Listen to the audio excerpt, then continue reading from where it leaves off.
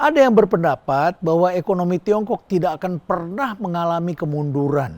Bahkan dia menjadi terbaik dan akan mengalahkan negara-negara lainnya termasuk Amerika Serikat, Eropa, Jepang, dan lain sebagainya. Memang sangat impresif melihat Tiongkok, tetapi harus kita akui data menunjukkan situasi telah berubah. Dan tidak bisa kita mengatakan karena kita lihat di satu kota, lihat deh di kota itu seperti itu, maka kemudian kita katakan seluruh ekonomi di Tiongkok itu sama dan masih ramai seperti itu. Kita harus pahami pula bahwa ekonomi itu bergeraknya bukan garis lurus naik terus sekali. Tidak begitu. Dalam teori ekonomi dikenal dengan nama business cycle. Ada siklusnya. Ekonomi itu bergerak dari rendah, kecil, nanti akan naik tuh. Akan tiba-tiba blus akan tinggi sekali. Memang betul bahwa ekonomi Tiongkok pernah mencapai sekitar 10%, 11% pertumbuhan ekonominya per tahun. Dan bahkan Tiongkok pernah menjadi contoh negara yang berhasil mengentaskan kemiskinan dunia. Karena bisa mengurangi kemiskinan banyak sekali. Bukankah penduduknya 1,5 miliar. Jadi kalau Tiongkok bangun itu memang luar biasa. Impresif sekali. Tapi sekarang harus diakui bahwa pertumbuhan ekonominya turun. Dan setelah pandemi berakhir memang situasinya berbeda. Kita saksikan di Bali saja turis Tiongkok sampai sekarang belum balik-balik. Nah, yang ada sedikit sekali yang datang ke sana.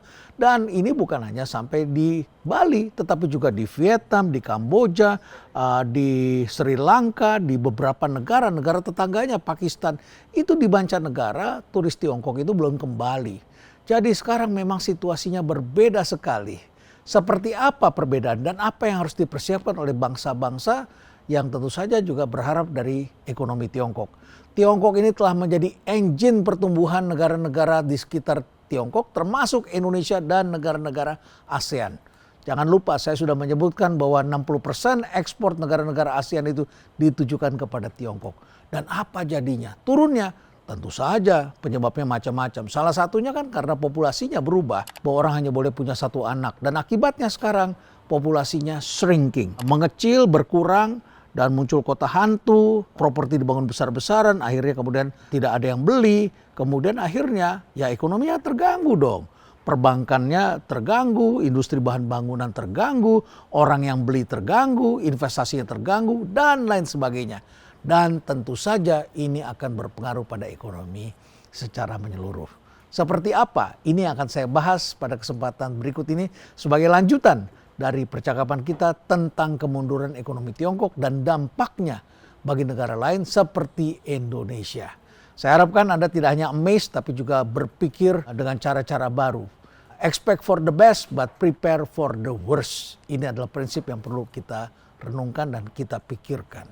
Seperti apa? Yuk kita saksikan bersama.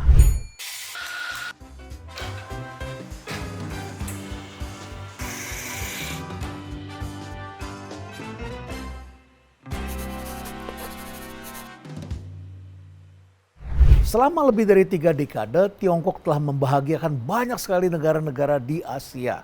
Tentu saja apa yang membahagiakan di Asia tidak disambut dengan bahagia di Amerika Serikat. Amerika kemudian menghadapi Cina sebagai lawan. Tadinya dulu kita ingat masih dalam gambaran kita bagaimana Presiden Nixon berangkat ke Tiongkok dengan tujuan menjadikan Tiongkok adalah market dan juga negara yang terbuka. Cina dulu sangat menyeramkan karena dia negara tirai bambu yang sangat tertutup. Dan Amerika kemudian berambisi menjadikan negara ini sebagai pasar yang terbuka. Berhasil menjadi pasar tetapi Amerika belum percaya karena negara ini masih dianggapnya belum menganut demokrasi. Tetapi belakangan Xi Jinping kemudian mengambil langkah yang sangat penting. Melakukan transformasi. Transformasi ini mulai disambut oleh pemerintah Tiongkok dan juga sebagian rakyatnya. Dan mereka menyebutnya ada demokrasi rakyat. Rakyat boleh memilih pemimpinnya dengan lebih terbuka dan memastikan bahwa kekuasaan ada di tangan rakyat. Tetapi ini berbeda dengan cara berpikir Barat. Dan semua ini dilakukan adalah untuk memberikan kekuatan lebih besar kepada masyarakatnya. Karena masyarakat ini bisa marah pada Tiongkok kalau kinerja ekonominya tidak begitu baik. Kinerja seperti apa? Bisakah misalnya ketika mereka mengatakan berhasil menggandeng Indonesia ketika Presiden Prabowo Subianto berangkat ke sana dan sepakat untuk menandatangani joint agreement, terutama tentang 9 garis patah-patah yang ada di Laut Cina Selatan. Betapa Cina merasa barangkali di sana ada kesempatan dia bisa memperluas ekonominya. Tidak lain adalah karena Tiongkok sedang menghadapi tekanan ekonomi yang sangat besar. Penganggurannya sudah di atas 20%. Dan yang lebih menarik lagi adalah pembicaraan daya beli yang turun bukan hanya ada di sini, tapi juga ada di Tiongkok. Dan kita menyaksikan sekarang perusahaan-perusahaan itu mulai jungkir balik dan menghadapi pemain-pemain lokal. Karena ekonominya semakin mengecil, maka entrepreneur dari Tiongkok pun kemudian bergeliat melawan perusahaan-perusahaan asing, dan akibatnya perusahaan-perusahaan asing selain produknya tidak dibeli juga kalah dengan pemain-pemain lokal. Mitsubishi kemudian mengatakan bahwa menunda produksi Outlander di Tiongkok karena mereka mengalami kerugian sebesar 78 juta dolar. Kemudian kita lihat lagi Nissan, penjualannya juga anjlok sebesar 46%. Honda turun 38%, Mazda turun 67%. Toyota dan Lexus, ini karena brandnya masih kuat, itu turunnya hanya 15%. Tapi bagaimana perusahaan-perusahaan Korea? Perusahaan Korea juga mengalami nasib yang sama. Agency K-pop, ini kan K-pop kuat sekali di Tiongkok. Itu kemudian penjualan juga mengalami penurunan. Hybe, SM Entertainment nih, YG Entertainment, itu juga rugi besar. Dan kemudian platform streaming yang sangat terkenal dari Korea, yaitu Tving, mengalami kerugian 80 miliar US dollar. Nah, selain itu dengan daya beli turun di Tiongkok, ternyata juga sekarang jumlah turis yang berkunjung ke mancanegara mengalami penurunan. Belum dirilis datanya, tetapi sekarang sudah mulai dirasakan penurunan jumlah turis Tiongkok di Thailand, di Malaysia, di Vietnam, dan kemungkinan besar sebentar lagi di Bali. Kunjungan turis dari Tiongkok ini cukup besar. Jadi kita juga harus siap-siap ini mencari sumber-sumber lain. Malaysia dan Thailand itu sudah mengambil langkah membebaskan visa dan memberikan keringanan-keringanan kampanye yang lebih besar di Tiongkok. Tapi turis dari Tiongkok ini belum punya uang, belum melakukan perjalanan. Nah, akibatnya kemudian juga kita lihat bahwa produk-produk dari Tiongkok ini malah makin banyak yang masuk ke negara-negara lain dan menyaingi produk-produk lokal. Produk lokal yang sedang dibicarakan di dalam negeri kita misalnya adalah kosmetik. Skintific, ini ditenggarai adalah produk dari Tiongkok. Ini juga mulai menyaingi produk lokal dan beruntung kemudian ramai dihadang oleh beberapa pihak yang bertanyakan tentang kandungan dari Skintific. Dan kemudian kita juga mendengar BYD akan masuk besar-besaran dan akan menghadapi banyak sekali lawan-lawan di negara lain. Termasuk di Vietnam akan menghadapi Finfest. Lalu kemudian mainan anak-anak, tekstil dan lain sebagainya. Itu menjadi pesaing besar bagi bangsa-bangsa lain di Asia Tenggara. Nah, tentang ancaman dari produk dari Tiongkok ini memang tidak main-main. Propertinya juga sedang porak-poranda. Saya sudah ceritakan kepada Anda. Dan tahukah Anda, Evergrande itu ternyata mengalami kerugian 340 miliar US dollar. Itu setara dengan 4.400 triliun rupiah. Jadi karena perusahaan properti kolaps, bank juga kolaps. Agak mirip dengan kasus subprime mortgage crisis, walaupun penyebabnya berbeda. Sehingga kemudian dunia perbankan kolaps, kemudian industri bahan-bahan bangunan juga kolaps, industri penjualan perumahan kolaps, dan kaum muda kehilangan harapan untuk bekerja. Nah, ditenggarai dengan itu, kemudian kita juga membaca data, ternyata public debt, hutang publik dari Tiongkok itu ternyata sangat besar. Telah mencapai 267% dari GDP-nya. Ini setara dengan 9 triliun dolar. Bayangkan kalau ini terjadi, apa dampaknya? Dampaknya antara lain adalah terjadi capital flight, terjadi human flight. Yang pindah itu bukan cuma capitalnya saja, capital flight itu besar-besaran. Dalam 3-4 bulan saja sudah keluar misalnya 16-20 miliar US dollar, pindah ke negara-negara lain, invest di negara-negara lain, dan Singapura adalah salah satu yang kebanjiran. Dan kemudian kita bisa lihat kantor-kantor pusatnya pindah ke Singapura. Kalau tahun 2021 hanya ada 400 perusahaan, maka tahun 2023 diperkirakan telah mencapai 2.500 perusahaan. Besar sekali. Dan ini sama saja mereka melakukan investasi sebesar 1,8 miliar US dollar. Singapura beruntung, tetapi apakah ini beruntung tetap atau hanya sementara? Lantas juga tadi saya katakan bukan hanya capital yang flight, tapi juga human flight. Karena tidak ada market di sana. Apa yang bisa dilakukan? Buka restoran. Ketika angka kesuburan penduduk Korea Selatan mengalami kemunduran, mereka kan juga dibantu oleh film-film Korea yang begitu marak dan sangat digemari di mancanegara termasuk di sini. Dan akibatnya sekarang banyak orang Korea buka restoran di kota-kota besar. Anda pergi sajalah ke Cibubur, ke Jalan Senopati di Kebayoran, ke daerah SCBD, ke daerah Jalan Jenderal Sudirman di Jakarta, di Surabaya. Banyak orang Korea yang membuka restoran di sana. Bahkan pemiliknya sendiri yang memasak. Orangnya cantik-cantik karena mereka melakukan operasi bedah plastik. Cantik dan mereka masak, mereka menemui kita sebagai customer. Dan orang kita tengah gemar makan makanan Korea. Itu Korea. Lalu sekarang kita lihat di Pantai Indah Kapuk. Lumayan tuh kita juga melihat ada banyak restoran-restoran baru. Ketika kita ngomong-ngomong, kok suasananya seperti Singapura? Singapura itu kan para pekerjanya banyak menggunakan para pekerja yang berasal dari Tiongkok. Nah kemudian kenapa perusahaan-perusahaan merugi di Tiongkok? Kenapa mereka tidak bisa berupaya berbisnis di Tiongkok? Karena juga mereka mengalami peningkatan labor cost. Sudah banyak pengangguran, yang bekerja pun minta gajinya lebih besar. Labor cost-nya naik terus. Ini dampak dari industrialisasi.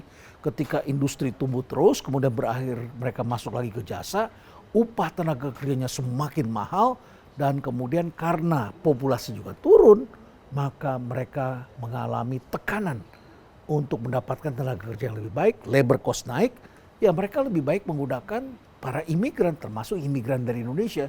Labor cost itu naik luar biasa. Jadi ini ada suatu paradoks. Ketika penduduk setempat tidak bisa bekerja, mereka justru menikmati untuk mendapatkan tenaga kerja imigran dari negara lain. Nah, setelah panjang lebar membaca situasi yang cukup menyeramkan sebetulnya yang terjadi di Tiongkok, barangkali Anda teringat dengan apa yang pernah dikatakan oleh Napoleon Bonaparte. Napoleon pernah mengatakan bahwa Cina itu adalah raksasa yang tengah terlelap, tertidur. Oleh karena itu biarkanlah mereka tetap tertidur. Jangan bikin mereka bangun. Sebab kalau mereka bangun, maka seluruh dunia akan mengalami goncangan. Cina akan menggoncang dunia. Barangkali inilah saatnya. Cina menggoncang dunia, dia invest kemana-mana, dia bikin pelabuhan, dia bikin kereta api, dia mempunyai inisiatif Belt and Road, dan kemudian ketika duitnya nggak ada, itu ekspektasi sudah dibangun begitu besar, tidak diteruskan. Jangan-jangan juga komitmen mereka untuk terlibat di IKN, barangkali mereka kemudian mulai berpikir lain. Kita sudah tidak dengar lagi gegap-gempita pembicaraan tentang IKN dari Presiden Prabowo Subianto. Tidak terdengar lagi upaya untuk pindah ke sana, berkantor di sana. Tidak terdengar menteri-menteri yang jumlahnya semakin banyak ini akan berkantor di sana. Prabowo Subianto seakan-akan tidak ingin membicarakan itu. Walaupun IKN kelihatannya ya tetap ada, tetapi pace-nya kelihatannya sudah berkurang. Barangkali juga kalau pindah ke sana, jumlah perumahannya tidak cukup, jumlah kantor kementeriannya juga belum dibangun sebesar jumlah menteri sekarang. Kita tidak melihat ke depan, kita hanya melihat pada saat itu jumlah menterinya sebesar itu. Tapi yang jelas investor untuk ke sana itu memang tidak mudah didapatkan. Jadi pertanyaan berikutnya adalah apa yang harus disiapkan baik oleh pemerintah maupun oleh masyarakat bisnis. Kita sudah lihat bahwa banyak produk lokal yang kemudian sekarang dihajar oleh produk-produk dari Tiongkok. Baik itu barang bermerek, mereka menjual sendiri di sini. Baik itu barang import yang didatangkan dari luar negeri, apakah legal maupun illegal, maupun usaha jasa, mereka buka di sini. Mereka bawa modalnya ke sini menghadapi pemain-pemain lokal. Pemain lokal, jangan menyerah. Hadapi ini semua. Bikin perusahaan Anda menjadi lebih tangguh lagi. Lakukan koalisi-koalisi. Ini zaman kolaborasi. Kalau dulu itu kita bicara tentang perusahaan-perusahaan sendiri semuanya sebagai kompetitor. Sekarang dengan kompetitor kita bisa berkolaborasi. Sesama perusahaan obat saling bersaing. Tetapi kali ini kita bicara satu sama lain. Yuk punya apa, kita punya apa. Yuk kita gabung. Kita bisa kerjasama. Kerjasama itu tingkatannya banyak sekali. Bisa menjadi learning partner, bisa jadi investment partner. Atau kita merger sekalian menikah. Jadi kita bisa bergabung. Yang jelas pengusaha dan pemerintah tidak boleh miss. Era yang dihadapi oleh Prabowo Subianto dengan era yang dihadapi oleh Joko Widodo adalah era yang berbeda. Ketika Jokowi memimpin Indonesia, kelihatan sekali Indonesia amazed dengan Tiongkok. Kalau kita mengkritik, kalau kita bicara ada pekerja Cina datang di sini, kita mengatakan tidak benar seperti itu. Karena Tiongkok saat itu masih tumbuh sekitar 7%. Tapi kali ini Tiongkok sudah tumbuhnya di bawah 5%, pengangguran meningkat luar biasa, semua sektor ekonomi mengalami kesulitan. Situasinya sudah berbeda. Tiongkok sedang tidak punya uang. Dia lebih banyak punya hutang ketimbang punya tabungan. Oleh karena itu, pemerintah, presiden, para menteri, be rasional. Apalagi cost structure di Indonesia ini kelihatannya naik terus semakin mahal. Seorang kawan baru saja pergi berobat di Penang. Mereka mengatakan di Malaysia biaya berobat kita murah sekali. Ini bukan orang kaya ini orang kelas menengah bawah. Mereka memilih berobat di Penang. Padahal di Indonesia ada BPJS. Kemudian mereka juga mengatakan lagi, Pak, tahu nggak bensin mereka itu lebih murah sekitar 5-6 ribu rupiah daripada bensin yang kita beli di sini. Lalu seseorang berjalan naik mobil, setir mobil, lewat jalan tol dari Penang ke Malaka. Jaraknya sekitar 480 km. Berapa biayanya uang tolnya? Sekitar kalau dirupiahkan 183 ribu rupiah. Sementara kita Jakarta Semarang 438 km. Lebih pendek daripada Penang Malaka. Ternyata biayanya itu adalah mendekati 500 ribu rupiah. Apa yang terjadi dengan negeri kita? Saya pernah mengangkat topik barang murah di sekitar kita. Kali ini tantangannya adalah real. Para menteri jangan tertidur. Pekerjaan Anda bukanlah membangun impresi bahwa Anda adalah menteri. Anda adalah orang yang harus mengatasi masalah. Dan PR kita adalah menurunkan struktur biaya. Para pengusaha jangan amazed. Jangan terkagum-kagum, jangan diam. Lakukan terobosan-terobosan, buat produksi Anda efisien, lakukan kolaborasi. Kemudian tentu saja bagi pemerintah, saran saya adalah lakukan diversifikasi. Jadi kalau tahun 1980, 70% ekspor Indonesia adalah migas, non-migasnya 30%, maka kali ini kita saksikan ekspor negara-negara ASEAN 60% diantaranya adalah ke Tiongkok, sehingga Tiongkok bisa mendikte harga kita. Ketika harga batu bara sekitar $200 per ton, kita dipaksa untuk menjual hanya sekitar separuhnya kepada Tiongkok. Karena Tiongkok tahu bahwa kita jualnya ke sana. Oleh karena itu maka kita harus menjajaki pasar baru seperti Pakistan, Rusia, dan negara-negara Afrika. Jangan malu, jangan menahan diri, segera berangkat ke sana dan buka market di sana dan cari kesempatan lebih baik. Kemudian tentu saja kita harus melakukan perbaiki kualitas SDM. Bukankah saat ini kita menyaksikan bahwa pendidikan masyarakat kita dalam dunia kerja itu sangat rendah. Sekitar 40% pendidikan SD. Ini adalah PR besar. Kenapa banyak orang tidak menyelesaikan pendidikan SD? Pak Menteri, Bu Menteri, saya ingatkan kepada Anda jangan hanya melihat yang di atas. Setiap bangunan semakin tinggi penyebabnya adalah karena fondasinya kuat. Kita tidak membangun fondasi yang kuat. Kita tidak mempunyai TK negeri. Kita biarkan guru-guru PAUD dan TK itu gajinya hanya di bawah 500 ribu rupiah per bulan. Itu adalah fondasi. Banyak anak-anak yang memasuki SD tidak memiliki pengalaman belajar di taman kanak-kanak atau di PAUD. Akibatnya mereka tidak punya rasa percaya diri, mereka tidak punya bekal yang memadai. Mereka tidak punya fondasi yang baik. Kalau kita bikin bangunan fondasinya tidak kuat, mana mungkin kita bisa membuat bangunan yang tinggi. Jadi kalau kita mengharapkan bangunan yang tinggi, maka fondasinya pun harus dalam. Dan kemudian hambatlah barang-barang impor, jangan membabi buta, hambat sesuai dengan kebutuhan. Ada barang yang memang kita butuhkan, tidak ada di sini. Keramik adalah salah satu contohnya. Kita produksinya adalah keramik yang disebut red body. Tapi kita merasa keramik yang dibuat dari kaolin itu, yang untuk mall dan sebagainya, itu adalah pesaing kita.